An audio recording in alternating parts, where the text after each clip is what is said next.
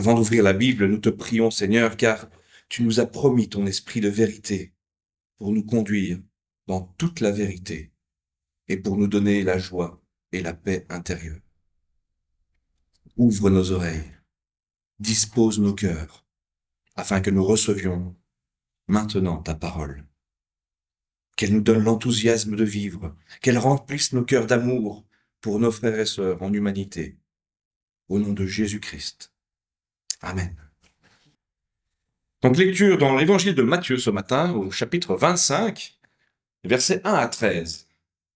C'est titré dans la version que j'utilise ce matin, la parabole des 10 jeunes filles. C'est en français courant. Sinon, dans les autres versions, c'est la parabole des 10 vierges ou la parabole des 5 vierges folles et 5 vierges sages. Pas facile à prononcer. Alors, le royaume des cieux ressemblera à 10 jeunes filles qui prirent leurs lampes et sortirent pour aller à la rencontre du marié. 5 d'entre elles étaient imprévoyantes et 5 étaient avisées. Celles qui étaient imprévoyantes prirent leurs lampes, mais sans emporter une réserve d'huile. En revanche, celles qui étaient avisées emportèrent des flacons d'huile avec leurs lampes. Or, le marié, tardait à venir. Les jeunes filles eurent toutes sommeil et s'endormirent. Au milieu de la nuit, un cri se fit entendre. « Voici le marié! Sortez à sa rencontre !» Alors ces 10 jeunes filles se réveillèrent et préparèrent leurs lampes. Les imprévoyantes demandèrent aux avisées, « Donnez-nous de votre huile, car nos lampes s'éteignent. » Les avisées répondirent, « Non, car il n'en aurait pas assez, pour nous et pour vous. Vous ferez mieux d'aller en acheter pour vous chez ceux qui en vendent. » Les imprévoyantes partirent donc acheter de l'huile, mais pendant ce temps, le marié arriva. Les 5 jeunes filles qui étaient prêtes entrèrent avec lui dans la salle de mariage et l'on ferma la porte à clé. Plus tard, les autres jeunes filles arrivèrent et s'écrièrent « Maître, maître, ouvre-nous !» Mais le marié répondit « Je vous le déclare, c'est la vérité.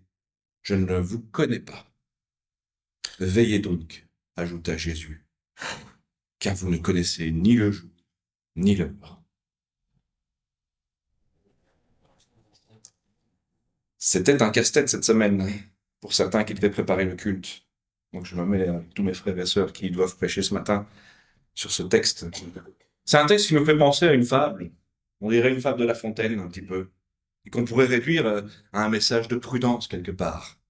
Heureux celui qui, parti pour un long voyage, a pensé à faire le plein avant que les stations-service ne soient fermées. Il arrivera sereinement, sans risquer la panne d'essence. Beau résumé. Ou encore une morale très évidente, il vaut mieux être avisé que imprévoyante. Ou plutôt sage que folle. Ce texte d'apparence très simple, voire simpliste, où il nous paraît simple de comprendre que l'époux c'est Dieu ou le Christ, cependant, cette histoire soulève beaucoup de questions auxquelles il est compliqué de répondre immédiatement, me semble-t-il. La première difficulté, c'est d'expliquer pourquoi les vierges sages, que ce texte semble montrer comme un bon exemple, pourquoi refusent-elles de prêter leurs huiles aux autres? C'est quand même pas très sympathique. L'explication courante, c'est que l'huile représente l'expérience spirituelle et l'expérience ne se partage pas. On ne peut pas donner de la foi à un autre ou à une autre. On ne peut pas faire participer un autre de son propre travail spirituel. Mais cela ne correspond pas au texte, me semble-t-il. L'histoire ne dit pas que les vierges sages ne peuvent pas donner de leur huile. Parce que cela ne pourrait pas servir aux autres. Elles ne disent pas « je voudrais bien, mais je ne peux point », comme dit la chanson. Elles disent qu'elles ne veulent pas en donner, parce qu'au verset 9, il n'y en aura pas assez pour vous et pour nous. Ou pour nous et pour vous, pardon. Donc elles pourraient le faire, mais juste elles ne le veulent pas. Voilà qui s'oppose à tout l'évangile presque.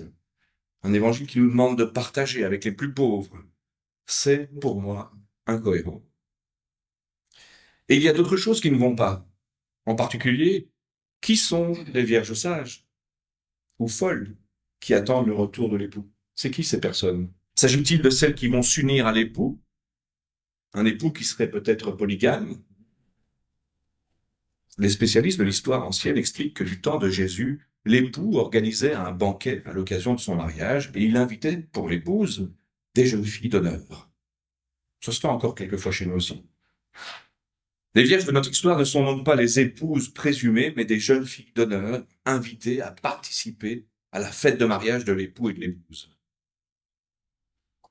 Elles ne sont pas là pour s'unir avec l'époux, ouf, mais pour participer à la joie de la fête. Cela soulève alors un autre problème.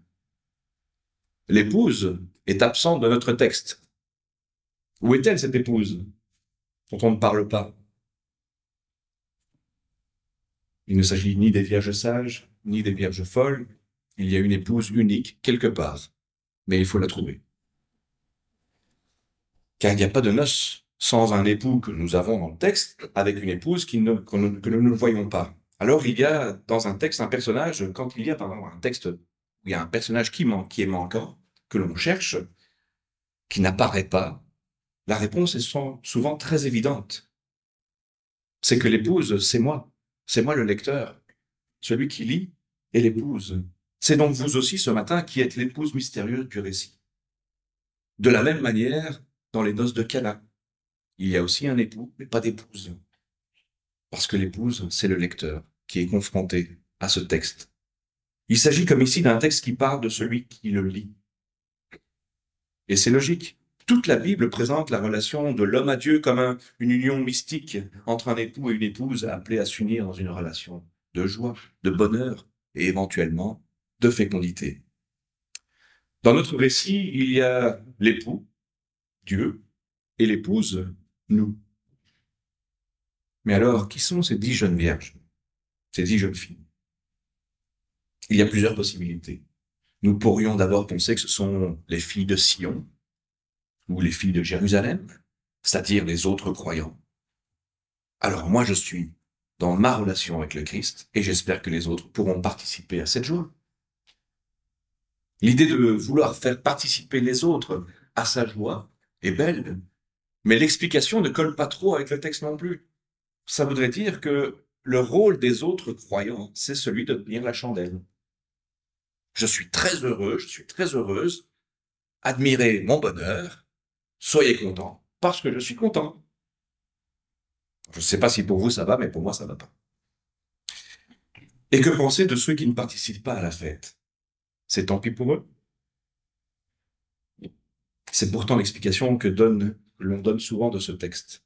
Les jeunes filles sages sont les bons chrétiens, les bonnes chrétiennes, et les jeunes filles folles, les chrétiens plutôt endormis. Mais pourtant, dans cette histoire, on le lit, tout le monde est endormi. Alors une autre solution serait de penser que ces jeunes filles sont les différents aspects de notre existence. En nous se trouvent de nombreuses dimensions qui sont très variées. Il y a la dimension religieuse qui nous a amené ce matin ici au culte, un peu mystique, mais aussi celle de notre travail, celle de nos relations, de nos loisirs, de notre conjoint, de notre famille, si on en a, de nos amis.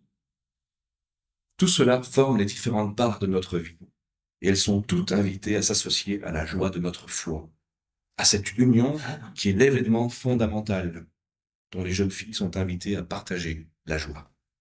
L'expérience religieuse est appelée à ne pas rester cloisonnée dans le domaine purement spirituel, mais à rayonner dans l'ensemble de notre existence. Ça n'est pas très évident pour nous, je l'admets. Nous avons tendance, et j'ai tendance également, à séparer les deux. Il y a la joie spirituelle, et puis il y a la joie matérielle, de la vie concrète. C'est souvent difficile de concilier les deux. Très compliqué. Souvent, le dimanche, on espère recevoir de belles paroles suffisantes pour toute la semaine. Et puis, le reste de la semaine, qu'est-ce qui se passe? On rame, en fait. C'est ça qui se passe. Ce texte nous invite à convoquer à la joie de la relation à Dieu toutes les dimensions de notre vie. Toutes, les plus grandes comme les plus modestes, sont invitées à prendre part au festin des noces de l'époux avec l'épouse. Admettons. Mais pourquoi cet époux vient-il dans la nuit?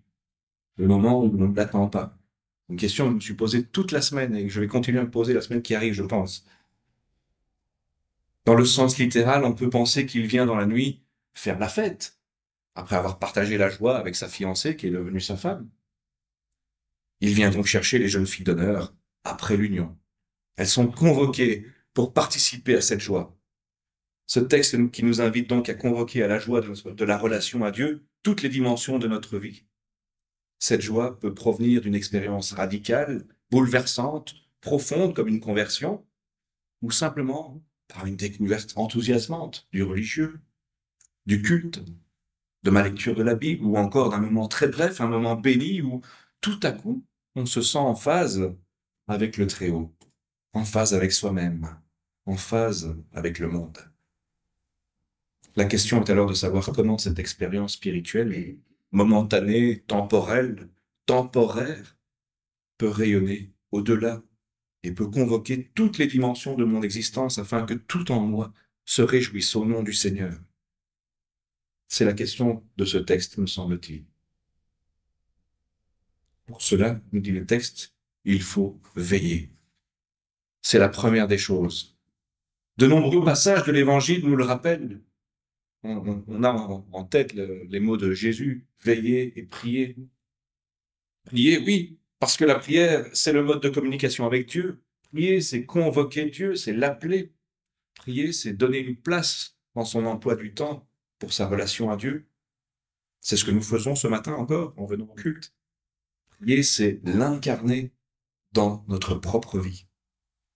Et puis veiller, c'est être disponible. C'est savoir reconnaître et accueillir la grâce quand elle se présente. Parce qu'on ne sait jamais, ni le jour ni l'heure. L'époux vient au moment où on ne l'attend pas, dans la nuit, au moment où on ne pense à rien, comme ici dans le texte. Et il y a ceux qui sont capables de l'accueillir, de le recevoir, et il y a ceux et celles qui n'en sont pas capables.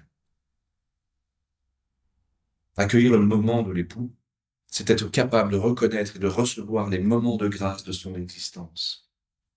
C'est vrai aussi dans notre vie profane. On appellera ça plutôt la chance. Je ne crois pas qu'il y ait personnellement des personnes chanceuses et d'autres qui ne le sont pas. La chance n'est pas plus donnée à l'un qu'à l'autre. Les chanceux sont ceux qui saisissent la chance quand elle passe. La chance ne se présente jamais au moment où on l'attend. Et c'est rarement comme on l'attend. La chance apparaît comme l'époux de notre texte au moment inopportun. Il vient comme un voleur, troubler notre tranquillité, bouleverser nos plans. Heureux celui qui est capable, à ce moment-là, de se lever d'un bond et de l'accueillir. Mais pour cela, il faut veiller. L'attitude juste dans la vie est d'être perpétuellement en veille, les yeux ouverts, capable d'accueillir, de recevoir, de reconnaître ce qui se profile comme une chance et de s'en saisir pour s'unir à elle et en faire la joie de toute sa vie. Au départ, les chances sont souvent momentanées, partielles, et la chance qui arrive, il ne faut pas la laisser seule dans l'expérience unique que l'on peut faire. Il faut la transformer et convoquer tout son être dans toutes les dimensions de sa vie pour s'y engouffrer, s'y engager pour en faire la chance, non pas celle d'un instant, mais celle de toute notre vie et de toutes les dimensions de notre vie. L'époux qui vient n'est-il pas plus précisément l'expérience spirituelle? La parabole expliquerait alors de quelle manière on peut gérer la durée de l'enthousiasme, de la découverte du spirituel, de la conversion, de l'expérience cultive, de la joie de la découverte d'un texte. Comment faire en sorte que cela ne soit pas juste un flash, l'espace d'un instant qui retombera dans l'indifférence, mais que ce soit une grande fête qui parvienne à convoquer l'ensemble de notre existence pour quelque chose de durable et de construit. Quand l'époux revient, il invite toutes les jeunes filles à venir à lui. Et donc, il faut se saisir de cet instant béni d'une relation positive avec Dieu, où l'on expérimente quelque chose que l'on reconnaît comme étant positif et joyeux.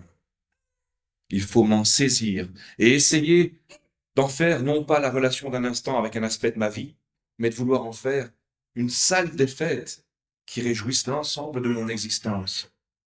Et que cette expérience vienne illuminer non pas juste une zone de mon cerveau, mais puisse rendre joyeux et festif, toute ma vie, toutes les dimensions de mon être, du matin au soir, de mon travail jusqu'à dans mes loisirs, de mes relations avec ceux qui me sont proches, comme avec ceux avec qui je n'ai aucune relation.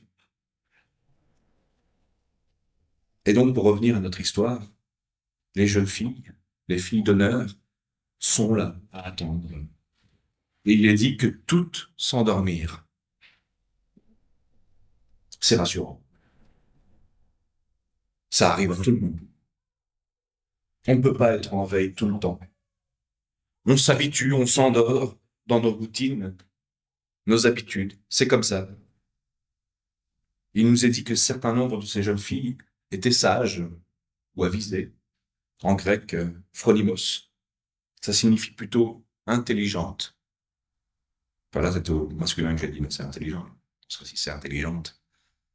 Elles étaient intelligentes. Elles avaient des lampes. Toutes avaient des lampes. Mais certaines les avaient laissées s'éteindre ou n'avaient pas de quoi les entretenir. Que sont ces lampes? Là, la réponse est assez simple. Elle est donnée dans le psaume 119 au verset 105. Éternel, pardon, ta parole est une lampe à mes pieds, une lumière sur mon sentier. Et donc cette lampe dont disposait chacune des jeunes filles, c'était la parole de Dieu, la parole incarnée en Jésus-Christ, qui nous a été transmise dans les évangiles. Les unes la maintenaient allumée, les autres l'ont négligée. C'est un élément important. Il faut nourrir cette expérience spirituelle de la parole et de réflexion. Il faut l'encourager, pour une réflexion théologique et ne pas en rester à un moment où on pourrait juste garder comme un moment béni. On conserverait le souvenir. Mais il faut s'instruire de la parole. Toutes les jeunes filles avaient des lampes. Les unes avaient de l'huile et les autres non. L'huile, ce parfum de bénédiction de Dieu, toutes n'en avaient pas. On en arrive alors à la réaction des jeunes filles vierges, des jeunes vierges sages, qui ne faudrait pas interpréter trop rapidement comme une méchanceté égoïste. Moi, c'est ce qui m'a le plus frappé à la première lecture, que je les ai trouvées méchantes. Elles veulent pas partager. Ça semble complètement s'opposer au message de l'évangile. Alors il faut prêter cela au sérieux. Il faut prendre cela au sérieux, ce qu'elles disent. Il n'y en aurait pas assez pour vous et pour nous. Prendre cela au sérieux et comprendre qu'à vouloir tout éclairer dans son existence, on risque finalement de tout perdre et de ne plus rien éclairer du tout. Ce texte est un appel à faire rayonner la joie de Dieu dans tous les aspects de notre existence, mais il nuance tout de même. Et il nous déculpabilise en nous montrant que nous n'y arriverons pas. Nous n'arriverons pas à ce que toute notre vie soit illuminée par Dieu. Dans l'histoire que Jésus nous raconte, ou qu'il raconte à ses disciples, seulement la moitié y parvient. Donc ce texte est aussi un appel à une certaine modestie. Le but de ma foi, ce n'est pas que toute ma vie soit transformée dans tout son ensemble, mais déjà, si la moitié de ma vie est transformée, c'est déjà formidable. Et parfois, à vouloir trop, eh bien, on risque de tout perdre. Il n'y en aurait pas assez pour nous et pour vous. Concentrons-nous déjà sur les parties de notre vie que nous arrivons à associer à Dieu, à l'Évangile, à la foi, à notre engagement, et contentons-nous peut-être de bien faire ces parties-là avant de vouloir tout faire et finalement de nous décourager en réalisant on ne va pas y arriver. Il n'y a pas assez d'huile pour tout le monde. Donc, gardons l'huile pour les meilleures parts de nous-mêmes et ne cherchons pas à être capables de tout faire à la fois. Le texte prévoit qu'on n'y arrive pas. Le texte prévoit qu'on n'arrive pas à tout illuminer. Dans la parabole, 5 sur 10 n'y arrivent pas. C'est parti que nous n'arrivons pas à faire entrer dans la joie du Seigneur, mais qu'est-ce qu'on va en faire? Eh bien, elles sont invitées. Elles sont invitées à aller chez le marchand, acheter de l'huile. C'est ce que le texte nous explique. Ça veut dire, ne désarmons pas quand même. Ne nous décourageons pas. Si on n'arrive pas à ce que notre foi illumine toute notre vie, ça n'est pas grave. Allez chez le marchand. Aller chez le marchand, ça ne veut pas dire allez vous faire voir ou allez voir là-bas si j'y suis. C'est une invitation à persévérer. Allez chez le marchand. Bien que quand les vierges dites folles reviennent, la porte était close. Une fois encore, je crois que ce n'est pas pour exclure qui que ce soit. Ce serait incohérent dans un évangile où le Christ affirme de différentes manières « Je ne mettrai pas dehors quiconque vient à moi ». Jean 6, 37. C'est, je pense, une fois encore, pour nous déculpabiliser et nous rassurer sur notre difficulté dans le parcours de la foi. En effet, je pense que tout le monde fait un jour l'expérience de cette porte close. On cherche Dieu et finalement on se croit tout seul. On veut prier, on a l'impression de parler à un mur. Ne vous inquiétez pas, c'est prévu. Tout est prévu. Il peut y avoir une partie de notre existence qui a du mal à entrer dans le royaume et à prendre part à la joie du festin. Sachez-le et ne vous en culpabilisez pas. C'est donc plutôt un message de grâce, de compréhension qui nous est donné ici. Alors ne prétendez pas à la perfection. Ne croyez pas que vous y arriverez parfaitement. Ne vous découragez pas. Et pour la foi, contentez-vous déjà, même du peu. Comme le conseille l'apôtre Paul dans l'Épître aux Romains, chapitre 12, verset 3. Soyez assez humbles pour n'avoir pas de prétention excessive. Soyez assez humbles pour ne pas avoir de prétention excessive. Il ne faut pas croire que vous allez faire entrer toutes vos jeunes filles d'honneur dans le royaume de Dieu, du premier coup. Il y en a certaines qui n'y entrent pas. Et si ça vous arrive, eh bien dites-vous que c'est déjà bien. C'est déjà arrivé à d'autres. Et ce, depuis toujours. Mais n'ayez pas peur. N'ayez pas peur parce que le Fils de l'homme revient. Il reviendra. C'est le message fondamental de l'espérance chrétienne. Le Fils de l'homme reviendra. Et pas seulement à la fin du monde, je crois. Il revient sans cesse, jour après jour. Il n'est pas parti pour toujours, comme s'il était venu une seule fois, à prendre ou à laisser. Même si on a raté un rendez-vous, rien n'est perdu. L'époux se représentera à nouveau. Une autre nuit, mais certainement encore un moment où vous ne vous y attendrez pas. Et là, il faut reprendre le processus, veiller et prier toujours. Et chaque fois que le Fils de l'homme s'approche, chaque fois que la grâce vient de nouveau toucher mon existence, chaque fois que la chance se présente, il faut que je sois prêt et disponible. Prêt et disposé à accueillir cette chance comme une joie fondamentale et pouvoir faire entrer un peu de ma vie dans cette chance unique, de ma joie et de ma relation avec Dieu.